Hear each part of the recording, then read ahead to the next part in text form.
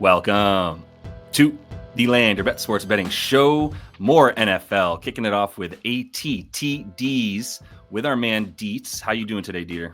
I'm feeling good. I'm feeling good about these anytime touchdown picks. I got mad long odds, and I'm ready to rumble. Dude, with that kind of intro, let's not save our best for last. Let's get right into it. What is your what's your first play here that I'm looking at? Shortest odds of the day for me. Amon-Ra St. scored a touchdown in 6 straight games. Why would he stop now? Why would he stop now? You're giving me plus money on Amon-Ra St. to score a touchdown. You know that's who they're looking for in the red zone, Detroit. I think they're going to have ample opportunity to score this week. It just feels so right. I'm seeing, underdog at 136, of course, but 115.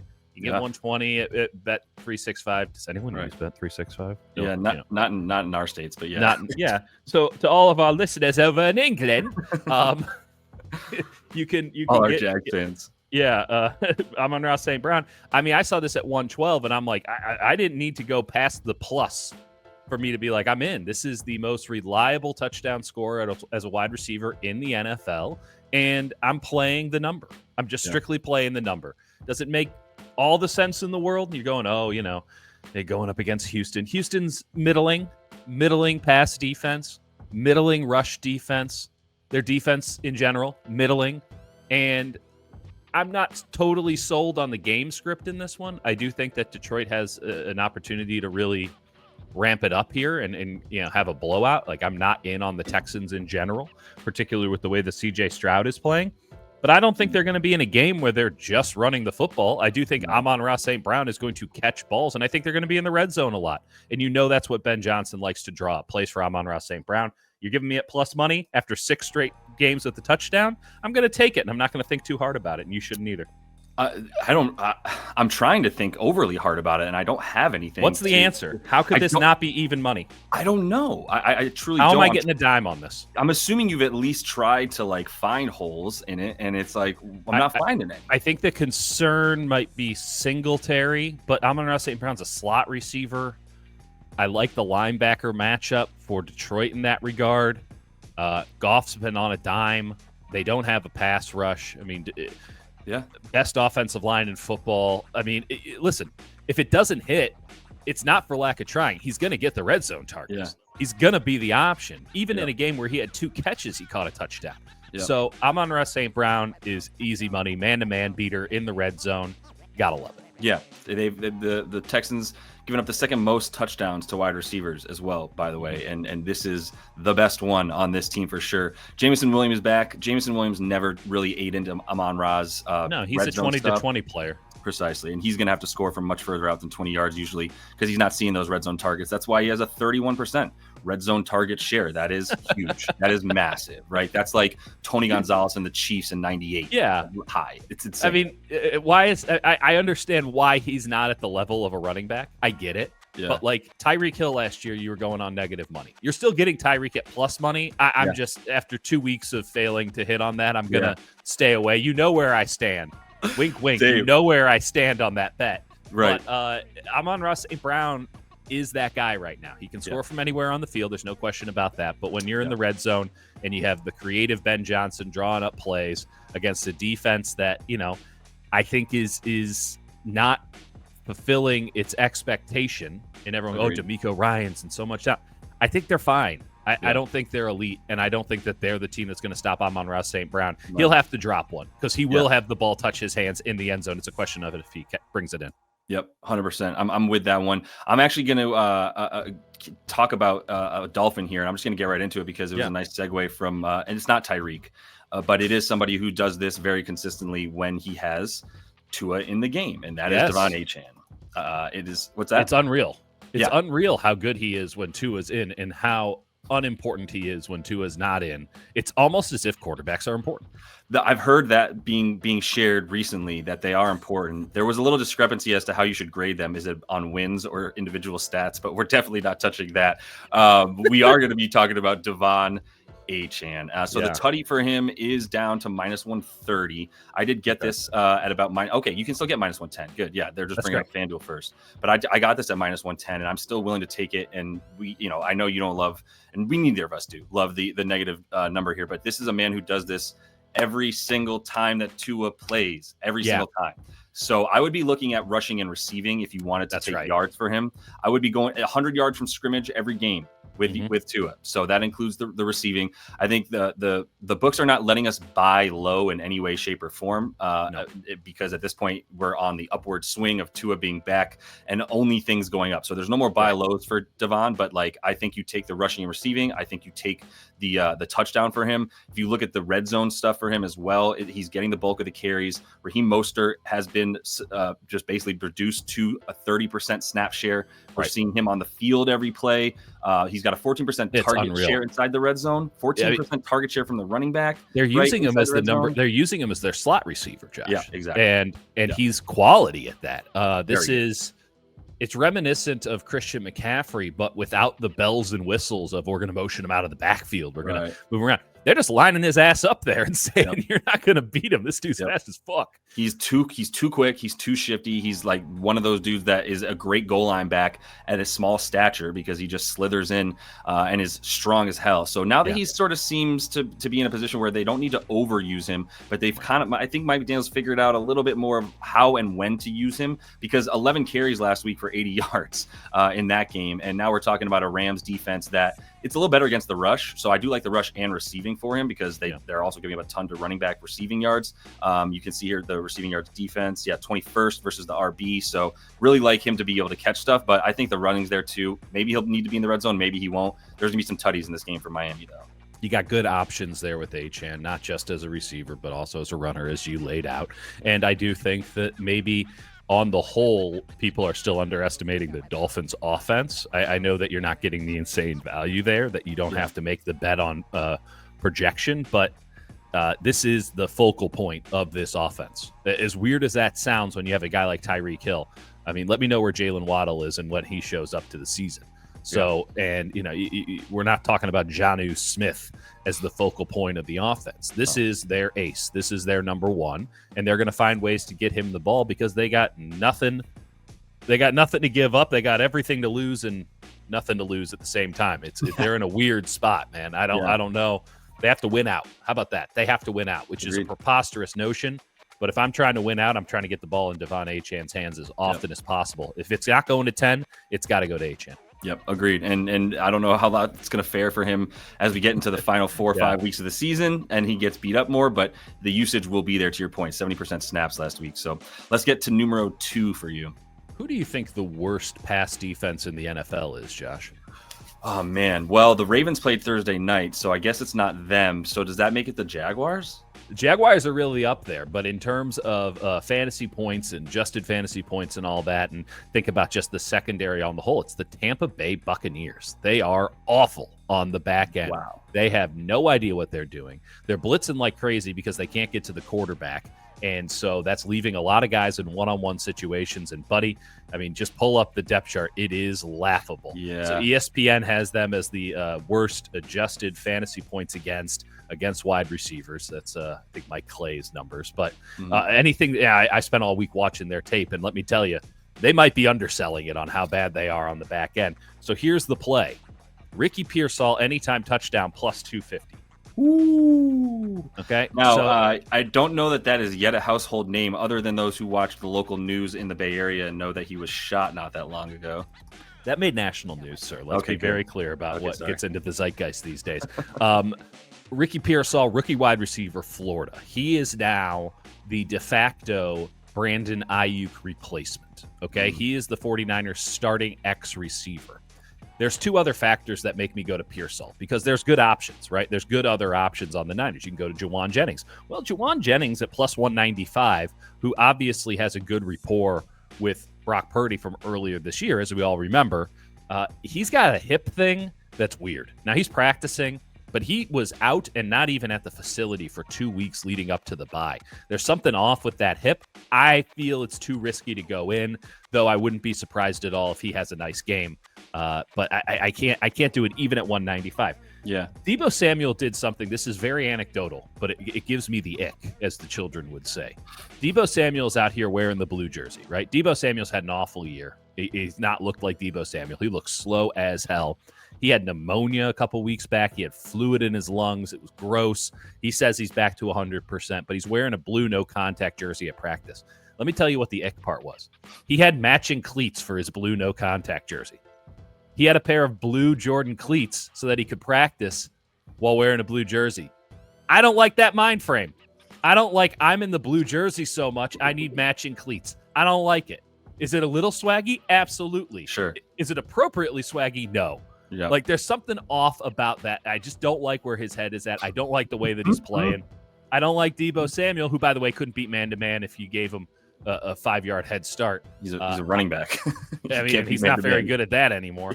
Yeah. I don't like Deebo Samuel for anything forever from this point on. He was here for a good time, not for a long time, and sadly still playing while we're operating on the long time frame. So those are your wide receivers, man. Your wide receivers are Pearsall, an injured guy who has a weird hip injury that's been a little bit difficult to ascertain the severity of it, and then Deebo Samuel, who's so injured that he got matching cleats. So I'm going to go with Pearsall, and there could be a good play on George Kittle here. Tampa Bay is also bad against tight ends, but ultimately I do think that because Kittle has been frankly the sole red zone option for the 49ers this year, even with Christian McCaffrey coming back, you just can't possibly bet on what he's going to do in this game, given what he's coming off of. You have to see it once, in my opinion. Agreed. I think that Tampa's going to probably focus the defense to whatever degree that's worth these days on Kittle, and I think that Pearsall, who has the ability to get open in tight spaces, is going to reap the benefits. I'm getting 2.5 to 1. Like I feel like that's a good bet. It's a long shot. I wouldn't run in a parlay or anything, but Ricky Pearsall plus 250, you'll be celebrating big time when it hits. And I feel like this is the week when it hits. He's gotten, he shows up against Kansas City, looks pretty good, runs out of gas. Get this, a guy who didn't practice at all in training camp, got shot, and then didn't play for 8 weeks, didn't have it to go the full 70 snaps on offense. What a concept. Second half, he's gassed. But he looked really good against Dallas. Not that anyone doesn't look good against Dallas, but he looked really good against Dallas. And I do think that there's something there between him and Purdy, and getting an extra practice or two is going to be nice as the number one guy in this offense. So totally. I like the yards for him too. I mean, if we're looking at 5 or 6 targets with the lack of options, gotta have it around Purdy. Yeah. So he's gotten 5 and 4 so far. And that should only continue to rise. This Tampa Bay team cannot cover corners or cover the outside, to your point. So anybody that you're going to get on the outside, I love. They are a little healthier at linebacker than they've been. Maybe that is a sort of. I don't think that matters that much. No.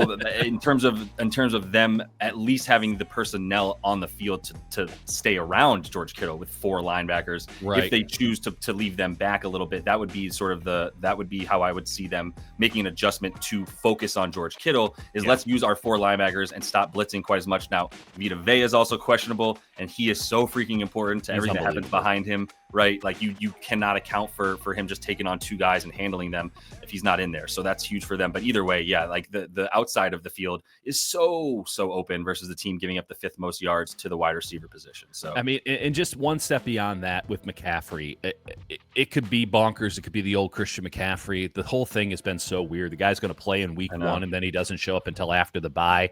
That tells me that there's not actually a rhyme or reason to how long he's been out. They're just basically hedging their bet on what could be a catastrophic injury. He has a tight calf and tendonitis in both Achilles. If that calf tightens up, it takes the Achilles with it. So they're like, there's no protocol for how to handle imminent tear of the Achilles tendon. As we found out with Kevin Durant, as we found out with Klay Thompson in the Bay Area, as we found out with so many players in the NBA. In the NFL, it's happening more and more, but it's one thing when you're Kirk Cousins or Aaron Rodgers, who, by the way, both look extremely immobile this season. Not that they were ever, the fleetest of foot, and Rodgers certainly was losing a pep in the step even before the injury. But McCaffrey, if the Achilles goes, it's over. You see the difference in Cam Akers. He got both. He's balanced out now. Like you're done. You're done as the high level player. I do think the markets, when you look at anytime touchdown for McCaffrey, it's crazy low. Is it? Yeah, I saw it at like 200. Like it was No. insane. No, I mean I don't think it is. If you're not far off, my friend. Yeah, I mean, no, yeah, you're there right. it is. It's minus -230 for a touchdown. What the fuck are we doing here? What are we talking about? For a guy that hasn't played football, to your point, I spend 20 minutes before anytime I walk outside stretching my calf for fear of pulling my Achilles for nothing. You don't need much to pull that little tiny thing in the back of your thing. It used to be the strongest tendon in your body. What happened to that? But then Brad Pitt and Troy, we all know the story of Achilles. So, that's how it goes. But classic, a tale as old as 1999.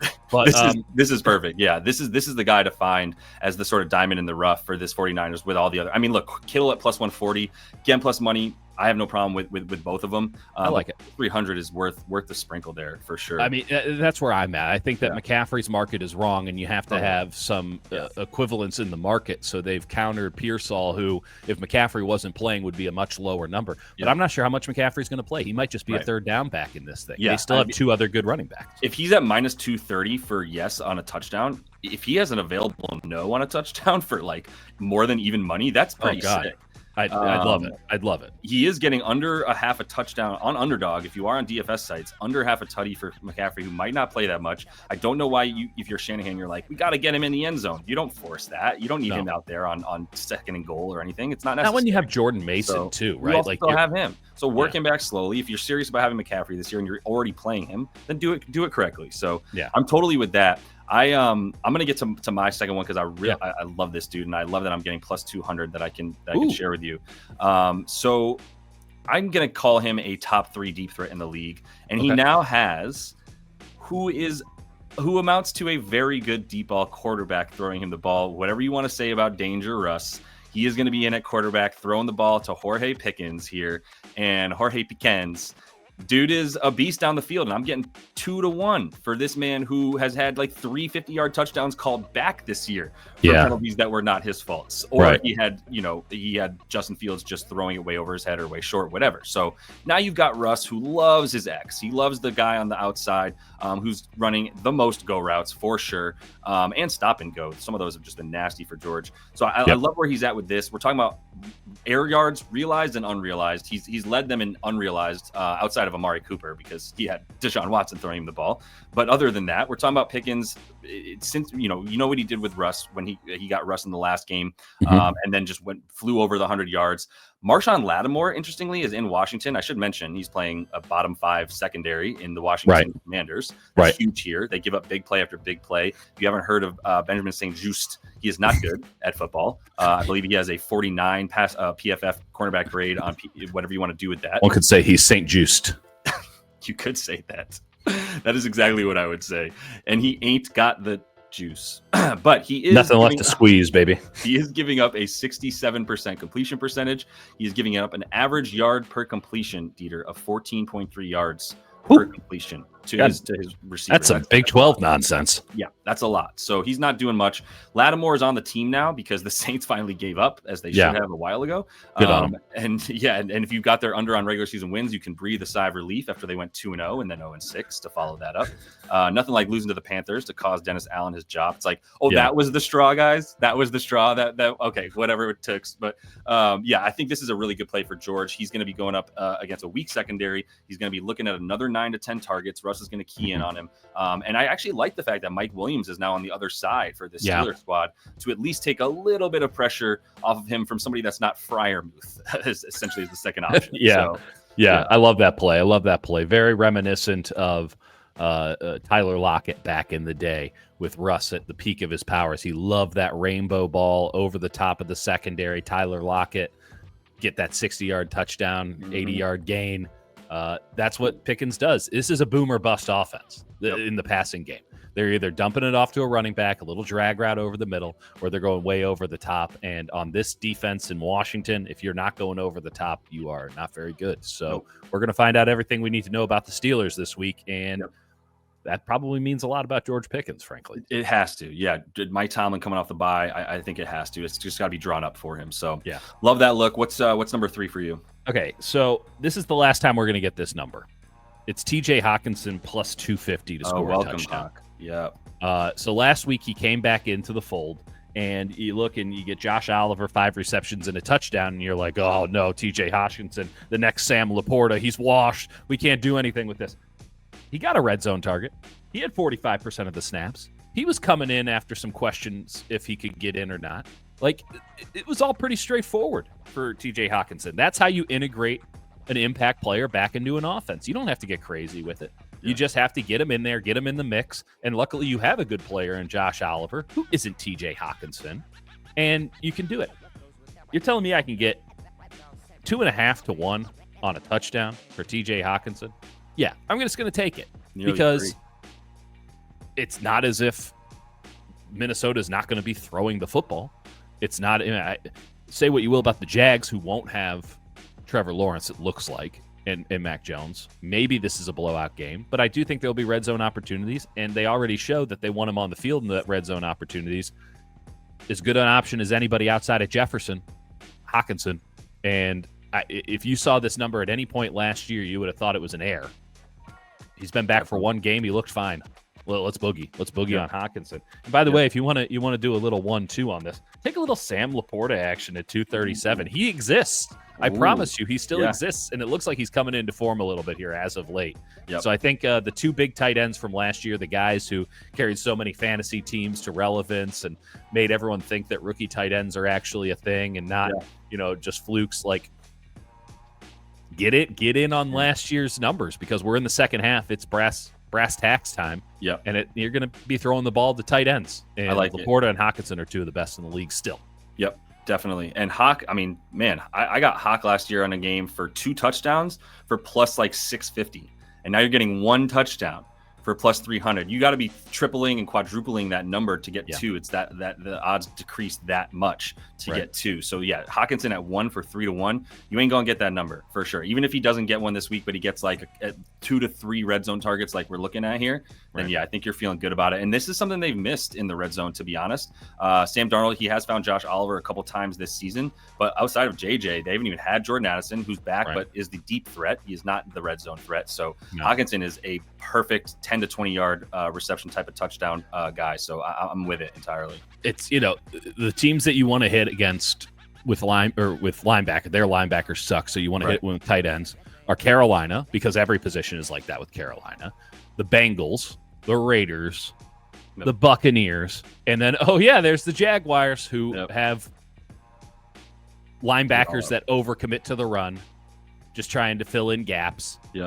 I see this as too open an opportunity and too good of a number. If this was at 150, 160, 170, I'd feel a little wary. You're giving me extreme value. I'm taking it. No, that's a ton of value. I like it for sure against the Jags. All the passing stuff against the Jags in that one. Just a little, I'll throw it out there. Jordan Addison on a long reception or something to that effect. That the Jags give up a ton of deep balls as well. And I think he'll be a nice deep threat for them this game. But let me close it out here with my final play. And I wanted to take Jalen Hurts. The number just dropped so far. And this is one that I'm probably going to sprinkle a little bit less on, but I'm going to go to another tight end. So we are playing with the tight ends here. Did the ankle injury for Hurts scared you away? From the rushing touchdown? Yeah. A little bit. I love the under rushing yards for him, so it felt a little bit weird. I know the tush push is always a thing. By the way, tush push got stopped on the 2-point conversion last week against the Jags, but man, all you have to do is go around and pull him down from behind. Right. You have to run around the tush push from behind and attack it. But no, I'm going to go with Kincaid. I mean, look, this is also slightly number play. This was, still 220. So I'm still going to take that. I thought it's great. 120 for a minute. And I was like, what? Nope, no, we're out. But, 220 is fine for Dalton. He does have one now. It's 2 of his last 3. I'm pretty sure that we've got in the that was the other one against Tennessee got called back. Oh my God, that was so frustrating. I ended up losing my fantasy week that week. Let's not talk about that. But that's memorable, right? Because he's getting the targets. He's getting the opportunities. Right. And it's not his fault. He didn't push off. Somebody else did. Exactly. And it was Keon Coleman, who's not out there this week, so he won't be pushing off anymore. But this is what I'm looking at here for this Indy defense. Look, it's bad. It is a bad defense. You can run on it. Absolutely. James Cook's probably a good look here, but he's about plus 120. So I took the tight end at this point for them against the team that's giving up the fourth most touchdowns to tight ends this year. And they're tied with a couple other teams, including the Bengals that you mentioned. And I took Mark Andrews last night on Thursday night, which finally worked out. Way to go, Mark. But this is another guy who I think is also continue to trend upwards. And Keon Coleman being out means we have one fewer target. Amari Cooper also dealing with injury, clearly still not on the same page. And you'll also see here, Curtis Samuel, Matt Collins, all questionable, dealing with these injuries. And Matt Collins has been stealing red zone targets from these guys. He's got like 7 on the season. It's frustrating. Even the handyman. What's that? The handyman, Matt Collins. Yeah, the handyman, Matt Collins. You've seen those god-awful YouTube videos? Yes. No, YouTube famous Matt Collins, for sure. Those were on the Falcons, I believe, too, when he was still over there. He's still doing them. Yeah, is he still doing those?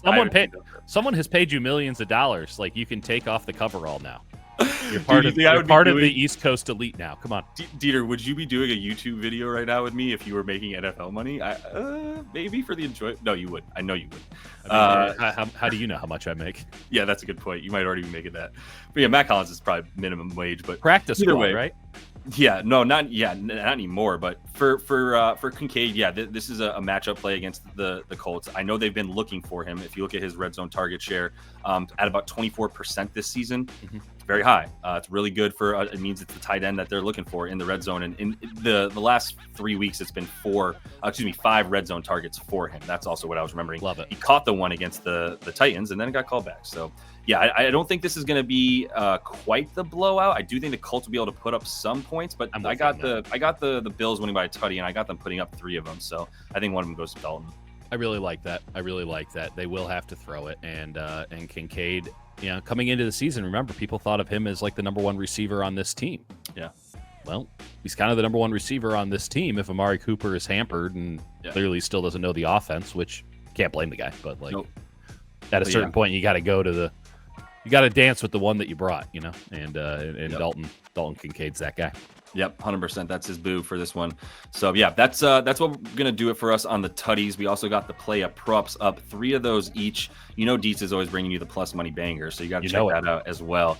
But enjoy that. Continue to follow along. I'll be back as well with the player props, and we've got weekend NBA stuff. So make sure you check all that out. Until we see you next. Happy betting.